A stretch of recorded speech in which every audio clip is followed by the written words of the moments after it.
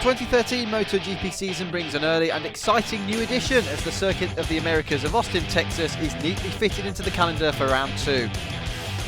Let us learn more of the track from a technical point of view thanks to LCR Chief Engineer Christophe Bourguignon, who has already visited the venue with Stefan Bradl for the 3-day test back in March, and Tom Halsworth, Crew Chief for Ben Speeds at Pramac Racing. The track is a typical Tilke race track, like the layout is really, we can find his signature there, definitely. You've got turn 1 like quite hard braking uphill with a lot of G-force, and the suspension just we're using all the stroke and suspension there. Then getting to from turn 3 to turn 8 is really floating fast corner in 3rd gear. And after that we've got quite hard braking going to turn 11, which they arrive in 4th gear and they have to brake to 1st gear. Following a really long straight, and we reach like around 340 km/h, which is, that exit was quite important. And at the end of that long straight, we just really hard braking, where they have to downshift from 6th to 1st gear, and again a really slow corner in 1st gear. Then for 3 or 4 corners, they stay in 1st gear. We're using around 35 seconds a lap the 1st gear, where normally some circuit we don't even put the 1st gear on. And then before we get to the last 2 corners, we've got the triple right, which is really, really demanding for the rear tire. You go with a base setup. That's one of those deals where Ben has to ride the bike and then we start.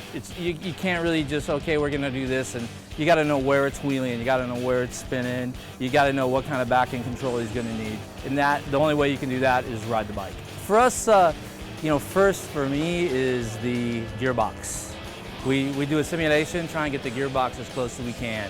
That's super important, especially with this track, what's it got, like 20 corners, and it's kind of tight in the beginning, then it opens up, then you got like a Silverstone set of S's, and so the gearbox is super critical.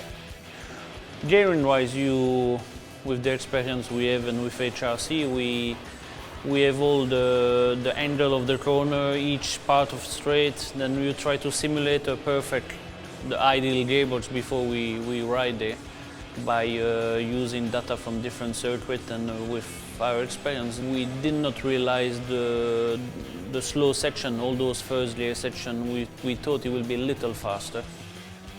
After the gearbox, basically the handling as far as transition left to right, so we might set the bike up a little higher than normal just to see, because we're not sure.